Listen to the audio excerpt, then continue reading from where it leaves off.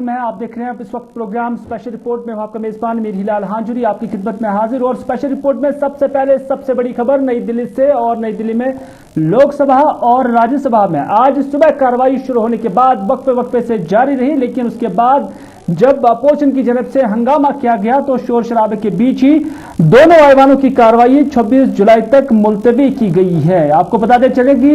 लोकसभा के साथ साथ राज्यसभा की कार्रवाई भी 26 जुलाई के लिए मुलतवी की गई है। उससे पहले आज भी यहां पर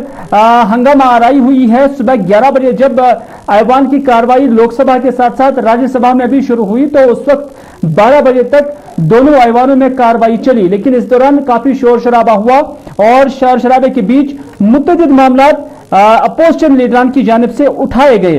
और उन मुतअद्दिद मामलात में किसानों का मामला भी और जो इसराइल का सॉफ्टवेयर और उस पर भी इल्जामात सरकार पर लगाए गए कि आपने मुल्क की सालमियत को खतरा पहुंचा और साथ ही साथ मुल्क के इदारों को दाव पर लगा दिया गया है। इस तरह की चीजें जो है आज ऐवान के अंदर अपोजिशन लीडरान की जानिब से बताई गई और इस दौरान काफी मामलात को लेकर जब शोर शराबा हुआ तो 12 बजे तक ऐवान की कार्रवाई चली और उसके बाद 12 बजे कार्रवाई को मुअत्तल किया गया। उसके बाद 2 बजे फिर से कार्रवाई शुरू हुई और 2 बजे कार्रवाई शुरू होने के बाद कुछ वक्त तक लोकसभा के अंदर कार्रवाई चली, लेकिन उससे 26 जुलाई तक के लिए मुलतवी किया गया। और इस तरह की जो कार्रवाई है वो राज्यसभा के अंदर भी देखी गई और राज्यसभा के अंदर पीयूष गोयल ने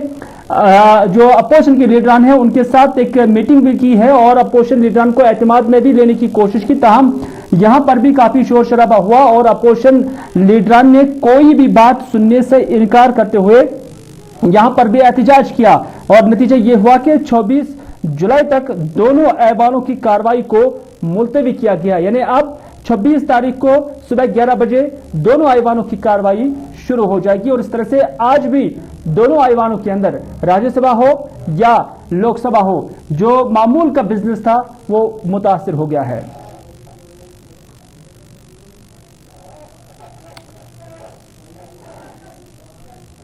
अगली खबर में बात करते हैं श्रीनगर की और श्रीनगर के अंदर एक दिलदोज सड़क हादसे के दौरान 3 अफराद की जान चली गई है। जी हां, पंजीनारा का इलाका जो कि श्रीनगर के मज़ाफात में ये इलाका है और यहां पर सिक्योरिटी पे सवार 3 लोग उस वक्त मौत के शिकार हो गए जब एक अल्टो का एक वैगनर गाड़ी के साथ उनका टक्कर हुआ और टक्कर लगने के नतीजे में तीनों अफराद मौके पर ही जान बहक हुए। तीनों का ताल्लुक पंजीनारा इलाके से ही बताया जा रहा है। नाज़रीन, आपको याद दिला दें कि ईद के पेश नजर कुर्बानी का जो गोश्त है उसकी तकसीम कारी की लेकर जहां हम देखते हैं कि मोटरसाइकिल्स और उसके साथ साथ जो 4 व्हीलर्स हैं काफी रश भी रहता है। गालिबन और तस्वर किया जाता है कि यह भी उसी सिलसिले की एक कड़ी है कि यहां से इन नौजवानों का गुजर हो रहा था और फिर यहां पर हादसा पेश आया। हादसे के नतीजे में तीनों जवान जो है वो मौके पर ही जान गंवा बैठे।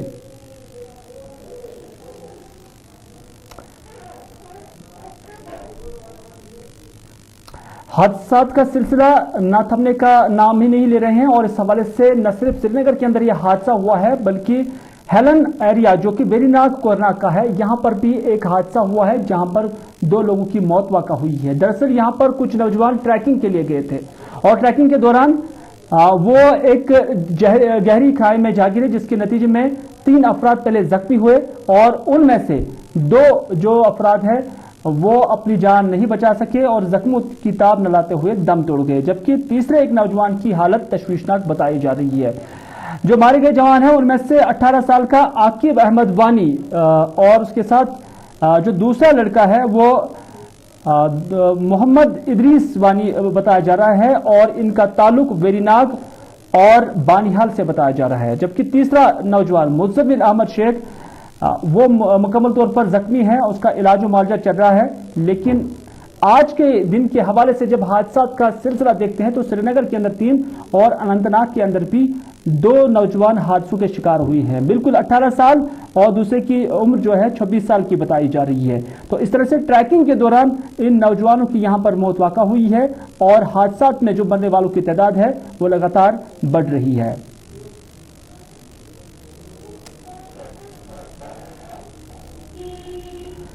उधर सोपोर में कल शाम से जारी एनकाउंटर बिलाखिर आज सुबह इख्तिताम पजीर हुआ और इस एनकाउंटर के इख्तिताम पर फोर्सेस ने 2 मिलिटेंटों को हलाक करने का दावा किया है। माना जाता है कि दोनों मिलिटेंटों का ताल्लुक लश्कर तैयबा मिलिटेंट तंजीम से है और फोर्सेस और फौज को यहां पर इत्तला मिली थी कि वारपोरा इलाके में मिलिटेंटों की मौजूदगी है और मिलिटेंटों की मौजूदगी के बाद ही कल दोपहर 4 बजे के करीब इस इलाके को मुहसरे में लिया गया था। रात गए तक यहां पर फायरिंग का सिलसिला जारी था और रात भर फिर पूरा ऑपरेशन हॉल्ट पे रहा और सुबह सुबह ही फोर्सेस ने यह दावा किया कि इस इलाके में या इस घर के अंदर जो 2 मिलिटेंट थे उनका ताल्लुक लश्कर तैयबा से है और दोनों का ताल्लुक जो है वो मकामी है, यानी मकामी मिलिटेंट थे और इस दौरान उनके कब्जे से कुछ असलिया भी बरामद करने का फोर्सेस ने दावा किया है। तो इस तरह से लश्कर तैयबा के 2 मिलिटेंट यहां पर मारे जा चुके हैं।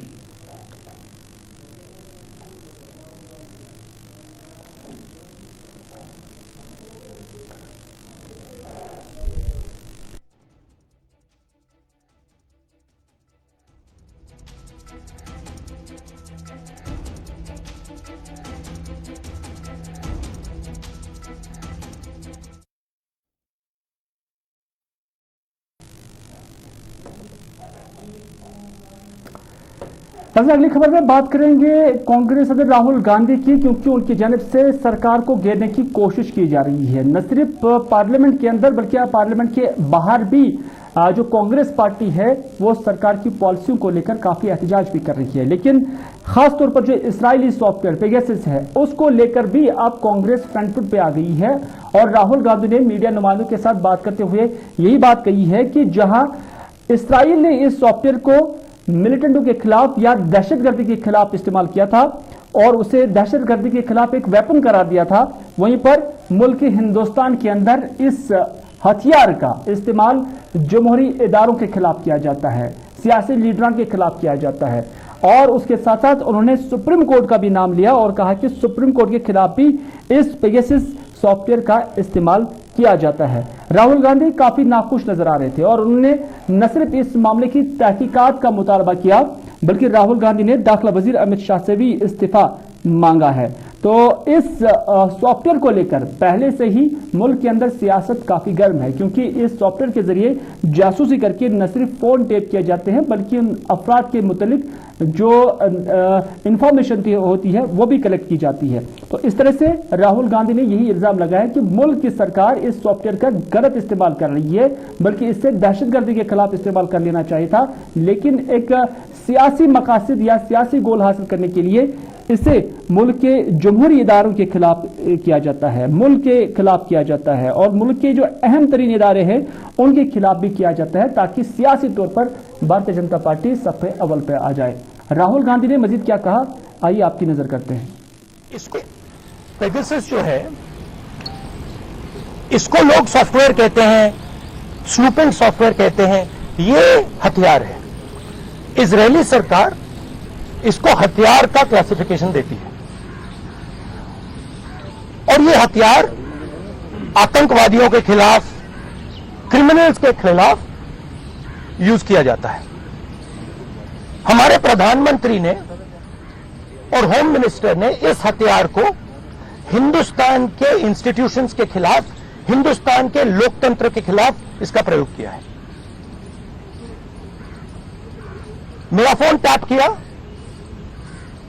ये मेरी प्राइवेसी का मामला नहीं है, ये राहुल गांधी की प्राइवेसी का मामला नहीं है। मैं विपक्ष का एक नेता हूं, मैं जनता की आवाज उठाता हूं। ये उस पर आक्रमण है, ये जनता की आवाज पर आक्रमण है। सुप्रीम कोर्ट पे पेगासस का प्रयोग किया गया, राफेल का जो इन्वेस्टिगेशन है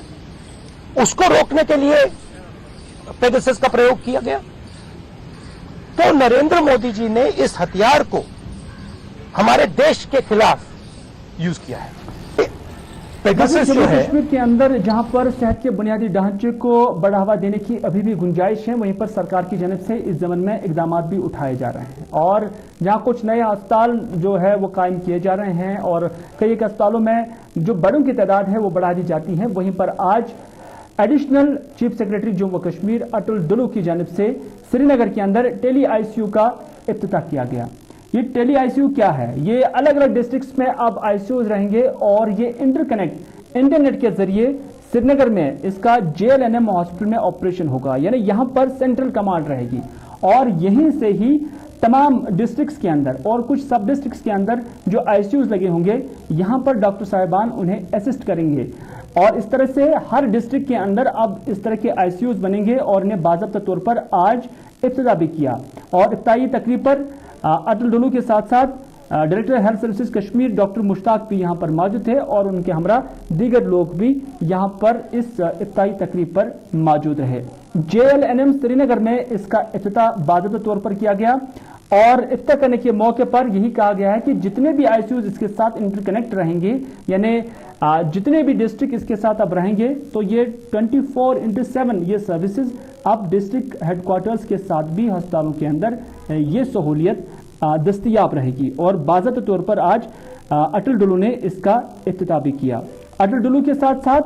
director health services Kashmir doctor Mushtaq Ahmad Rather ने भी इस वक्त मीडिया के नुमाइंदों के साथ बात की। डेल्टा वायरस के कश्मीर में मौजूदगी से भी बात की गई है और तीसरी लहर जो कोविड की होगी उस पर भी बात की गई। दोनों ने इस मौके पर मीडिया से बात करते हुए क्या कहा, मीडिया के सवालों का जवाब देते हुए क्या कहा, आइए आपकी नजर करते हैं।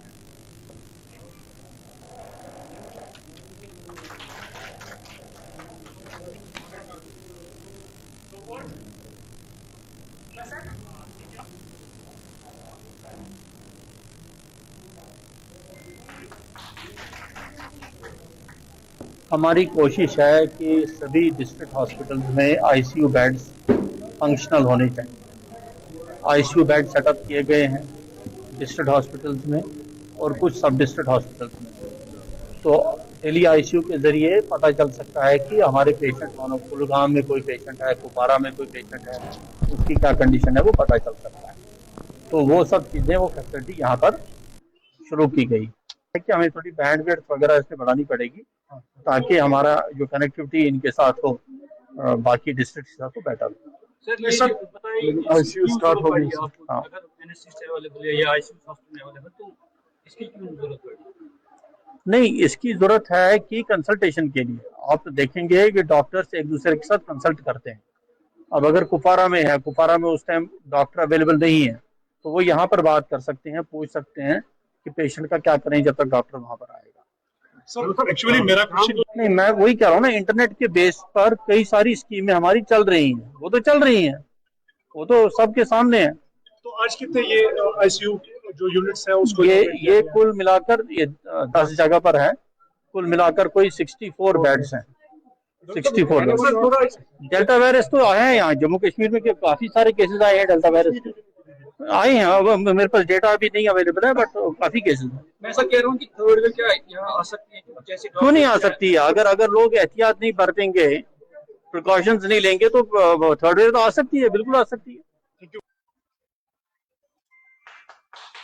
है और इसकी बाज़ाब्ता तौर पर तस्दीक भी की गई है। और इतना ही नहीं बल्कि जो तीसरी लहर होगी वो भी जम्मू कश्मीर के अंदर आ सकती है, लेकिन अगर अवाम की जानिब से, लोगों की जानिब से या हुकूमत की जानिब से भी अगरचे इस हवाले से एहतियाती तौर पर इक़दाम नहीं उठाए गए। ये थे additional chief secretary Jammu Kashmir Atal Dulloo, जो कि आज टेली आईसीयू को इनॉग्रेशन करने के हवाले के बाद मीडिया के नुमाइंदों के साथ बात कर रहे थे। लेकिन अब बात करते हैं भारतीय जनता पार्टी, क्योंकि जम्मू कश्मीर के अंदर अब सियासत भी खुलकर शुरू हो गई है। इलेक्शंस का अभी अगर बिल्कुल नहीं बचा है, ऐलान नहीं हुआ है, लेकिन इलेक्शन की तैयारियों में सारी पार्टियां अभी जुट चुकी हैं। और इसी हवाले में आज भारतीय जनता पार्टी की जानिब से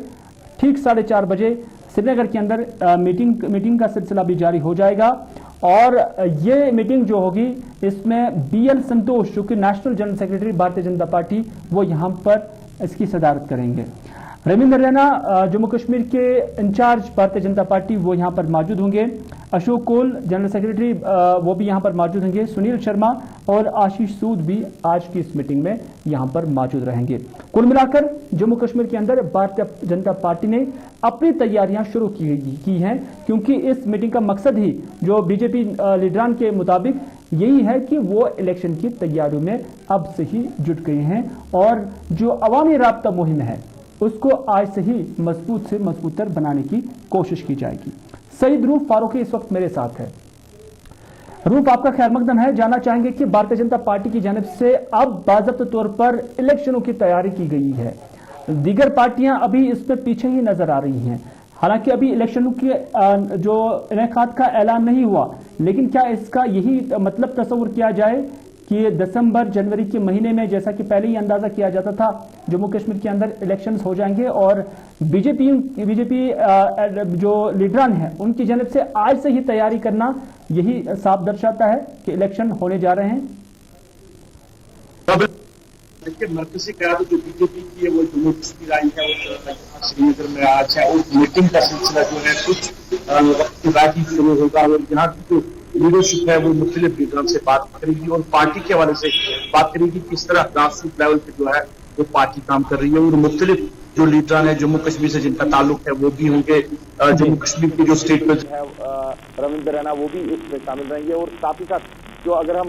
मुख्तलिफ अजला की बात करें वहाँ पे पार्टी जो लीडरशिप है उनको भी मौजूद किया गया है, उनको भी बुलाया गया है और जो ग्राउंड जीरो पे उनसे रिपोर्ट ली जाएगी कि किस तरह की सिचुएशन बनी है ग्राउंड जीरो पे, उसके बाद ही जो है बाकी जो पिकअप होगी। और इसको हम इस जाविये से भी देख सकते हैं कि कहीं ना कहीं इलेक्शन तैयारियां हैं, क्योंकि बीजेपी इंतखाब हुए थे तो इसी तरह मरकजी क़यादत जो बीजेपी की है वो यहाँ पे आई थी, मुख्तलिफ लीडरान आए थे जो लोगों से भी मिले थे और उसी तरह की तैयारी अब बीजेपी दोबारा से कर रही है। तो इशारा ये मिल रहा है कि जनवरी और फरवरी में यहाँ पे इंतखाब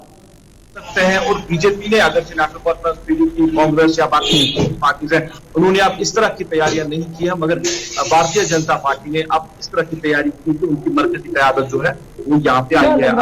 भारतीय जनता पार्टी का किस तरह का असर कश्मीर के अंदर, जिस तरह से वो मीटिंग का सिलसिला जारी रखे हुए हैं और शुरुआत कश्मीर से ही कर रहे हैं, लेकिन आज तक देखा गया है कि भारतीय जनता पार्टी यहां से कोई भी सीट हासिल करने में अभी तक नाकाम रही है जहां तक असेंबली इलेक्शन का ताल्लुक है। लेकिन इस बार क्या 370 हटाए जाने के बाद जिस तरह से भारतीय जनता पार्टी भी कहती आई है कि जम्मू कश्मीर के अंदर तरक्की के दरवाजे खुल जाएंगे, रोजगार के मौके बढ़ेंगे, तो क्या इस तरह का कोई जो है कोई चीज ऐसी नजर आ रही है कि जिसके बलबूते पर अब भारतीय जनता पार्टी जमीनी स्तर पर कश्मीर के अंदर भी अपनी पैर जो है जमा सकती है? देखिए, आर्टिकल एप्लीकेशन के बाद जो भी वादे किए गए थे डेवलपमेंट को लेकर तो वो सबके सामने आया है, डेवलपमेंट नहीं हो रही है, लोग बार बार ये कह रहे हैं। और इसके साथ साथ फिलहाल आपको याद होगा डीडीसी इंतखाबात में भी मरकजी लीडरशिप यहाँ पे आई थी और मुख्तलिफ इलाकों में वो गए थे जहाँ पे उन्होंने जलसे का इनकार किया था, मगर फिर भी लोगों ने बीजेपी के हक में वो नहीं दिया क्योंकि जो उनके बड़े दिग्गज जहाँ के लीडरान है वो डीडीसी इंतखाबात हार गए थे। तो अभी की अगर हम बात करें तो अभी की पुलिस जो भारतीय जनता पार्टी की है, खासकर कश्मीर की अगर हम बात करें, जम्मू को छोड़कर जम्मू में अगर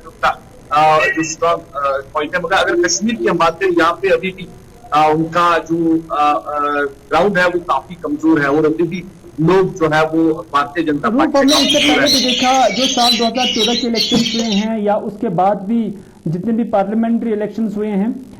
वजीर आजम नरेंद्र मोदी खुद भी यहां पर आए, लेकिन उसके बावजूद हमने देखा कि ज्यादा असर जो है इतनी बड़ी लीडरशिप का भी कश्मीर के अंदर नजर नहीं आया। न सिर्फ इतना बल्कि जो डीडीसी इलेक्शंस हुए हैं, जो भारतीय जनता पार्टी की मरकजी क़यादत वो कश्मीर के अंदर खीमा जन रही है, लेकिन फिर भी वो ज्यादा निशस्त यहां से हासिल करने में नाकाम ही रहे। तो आइंदा का क्या कुछ रुझान रहेगा?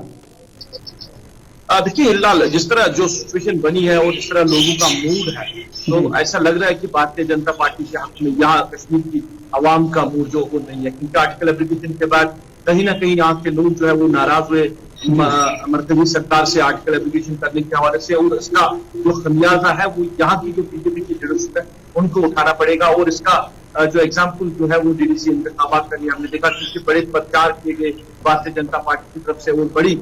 जो मीटिंगें बुलाई गई थी, लोगों तक भी गए थे, उसके बावजूद भी उस तरह का रिजल्ट नहीं आया जिस तरह वो एक्सपेक्ट कर रहे थे। और असेंबली इंतखाबात में ऐसा ही लग रहा है कि क्योंकि यहाँ की आवाम ने अभी तक पूरी तरह बीजेपी को एक्सेप्ट नहीं किया है। यानी एक्सेप्टेंस कश्मीर के अंदर भारतीय जनता पार्टी की बहुत कम अभी भी लग रही है। सईद रूफ फारूकी, आपका बहुत बहुत शुक्रिया पूरी तफसीलात देने के लिए।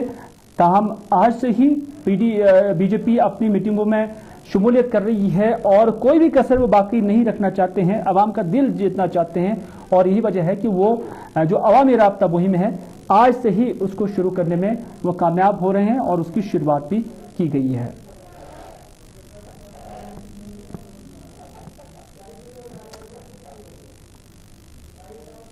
इधर नेशनल कॉन्फ्रेंस की जानिब से भी कहीं ना कहीं छोटी ही सही लेकिन तकरीबात का सिलसिला लगातार जारी है और आज सेंट्रल कश्मीर से एक डेलीगेशन पार्टी के सीनियर लीडर और साबिका वज़ीर आला उमर अब्दुल्ला से मुलाकात हुए और उन्हें ईद की मुबारकबाद भी दी और उसके साथ साथ यहां पर पार्टी मामलात पर भी बात हुई। अली मोहम्मद डार के साथ साथ मुतअद्दिद ऐसे लीडरान थे जिनका ताल्लुक सेंट्रल कश्मीर से है और उसके मौके पर यहां पर उमर अब्दुल्ला उनसे मुखातिब भी हुए और पार्टी को जमीनी स्तर पर मजबूत बनाने के हवाले से भी उन्हें जोर दिया और साथ ही साथ उमर अब्दुल्ला ने बाकी लीडरान को भी यहां मुबारकबाद दी है और जितने भी लोग यहां पर आए हुए थे उन्हें भी ईद की मुबारकबाद दी है और उनसे कहा कि आने वाले इलेक्शन से पहले ही पार्टी को मजबूत से मजबूत तर बनाया जाए। इलेक्शन जब भी हो लेकिन पार्टी काडर को जमीनी स्तर पर मजबूत करना ये उनकी डिमांड है और साथ ही साथ ये वक्त की भी जरूरत है।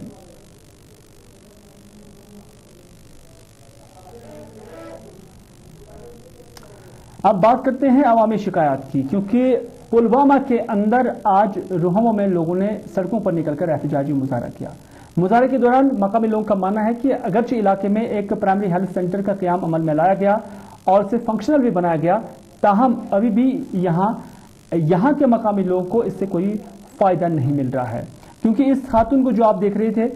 ये दरअसल यहाँ इलाज और मुआवजे के लिए आई थी, लेकिन यहाँ पर जो हॉस्पिटल है वो मुकम्मल रहा, जिसके नतीजे में इसे फिर दूसरे हॉस्पिटल या सदर अस्पताल में जाना पड़ा।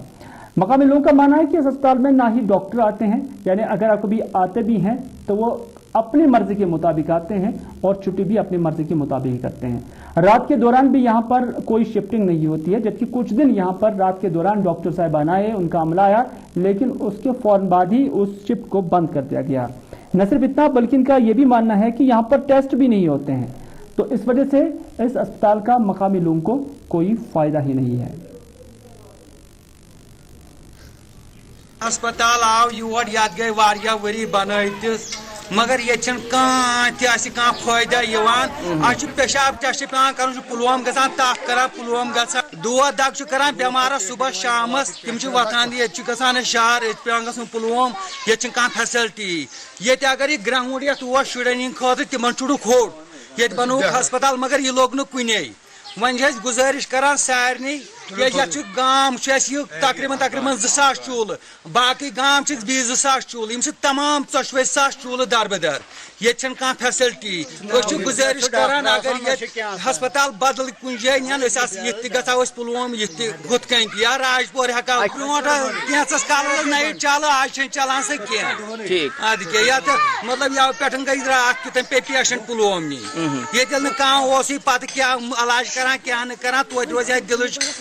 दिलस मज इलाज गो बेमार अद क्या फैसिलिटी DC साहबस पुलवाम किस करान अपील सह गोस योत नजर दिन ये हस्पताल क्या दलील सह वुचा पान या फैसिलिटी कि वन।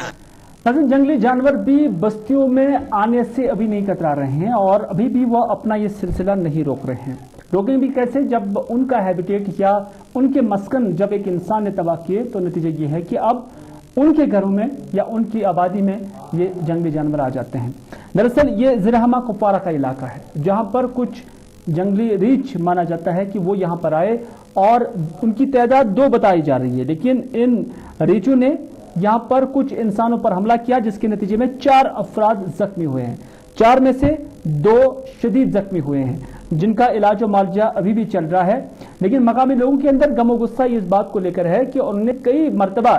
इस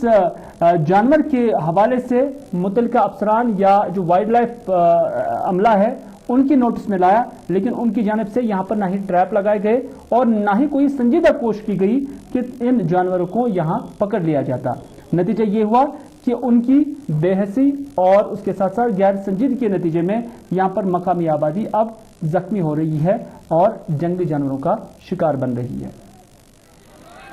ये सुबह 9 बजे आया हुआ, हमने पुलिस को कॉल की थी, पुलिस आई, उसके बाद पुलिस वालों ने 2 घंटे पुलिस वाले बैठे रहे और किसी भी आदमी को उन्होंने पास जाते थे, लड़के जो छेड़ते थे उसको, लेकिन उन्होंने कुछ नहीं किया। इन्होंने बैठ के सिगरेट पीते थे, चाय पिया इन्होंने, बाकी इन्होंने नहीं किया कि हम लोगों की सुरक्षा करें, हम प्रोटेक्शन आए कि इनको थोड़ा पीछे रखें अगर वो बैठा हुआ है। तब तक इन्होंने कुछ नहीं किया, बोला आ रही है टीम, आ रही है टीम, टीम नहीं आई। जबकि मैं इस वक्त आपसे बात कर रहा हूँ, इस वक्त भी वहाँ पर रीच बैठा हुआ है और वाइल्ड लाइफ वाले वहाँ पर कहीं दिखाई नहीं दे रहे हैं। बड़ी बदकिस्मती के बाद उनके खिलाफ कानूनी कार्रवाई होनी चाहिए। 5 आदमी इस वक्त, 2 शदीद जख्मी हैं, 3 माइनर जख्मी हैं और इस वक्त भी रीच वहीं पर बिल्कुल ऑन स्पॉट बैठा है।